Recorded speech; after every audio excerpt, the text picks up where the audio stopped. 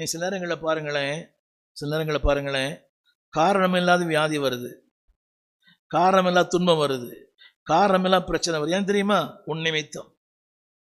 YONO அழகா சொன்னான், என் நிமித்தம்தான் இந்த கொந்தளிப்பு, என் நிமித்தம்தான் இந்த அலைகள், என் நிமித்தம்தான் இந்த சமுத்திரத்தினுடைய அந்த அட்டகாசம். என்ன பண்ணுங்க, என்னை கொண்டு போய் கடல்ல போடுங்க. நீ நிறைய பேர் சொல்றதே இல்லை. எனக்கு கேட்கிற அன்பான வாலிப தம்பி, உன் பிள்ளைக்கு தீராத வியாதி, உன் மனைவிக்கு தீராத வியாதி, உன் கணவனுக்கு தீராத வியாதி, உன் பெற்றோருக்கு தீராத வியாதி, பிகாஸ் ஆஃப் யூ. கவனிங்க, you are damaging your family. You are destroying you and you are destroying your family. அடுத்தவன் அது யார்? இது பக்கத்து இருக்காரன் இல்லை, என் பிள்ளை, என் புருஷன், என் கணவன். நிறைய பேர் புரியல. இது திரும்ப சொல்றேன், நீங்க எங்க ஆஸ்பத்திரிக்கு போனாலும் சுகமடையாது, நீ எங்க போனாலும் நல்லா இருக்க மாட்டேன். ஏன் தெரியுமா? என்னைக்கு அந்த மாய்மாலம் விட்டு போதும். சந்தோஷம் படிங்க. 8ஆம் வசனம், நீதிமானாய் வாழ்கிற வரை. இன்னைக்கு நிறைய பேர் தான் செய்கிற தவறை மறைப்பதற்காகவே காணிக்கை என்ற பெயரில் ஆண்டவரை ஏமாத்துறாங்க.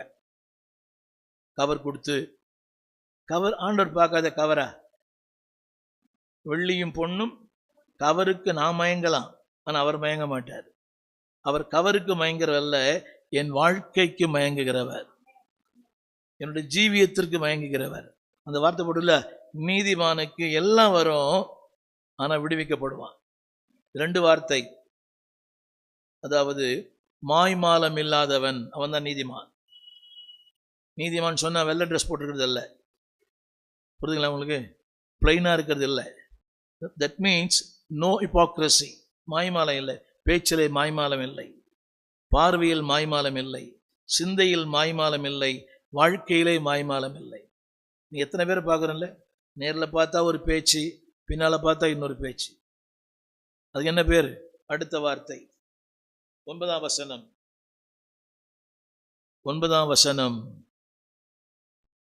வசனம், மாயக்காரன். அடுத்து ஒன்று போட்டிருக்குது, அடுத்து ஒரு வார்த்தை. என்னங்க?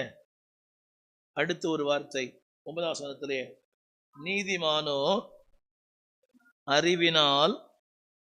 அது கொஞ்சம் அந்த நீதிமான் கொஞ்சம் போடுறீங்களா?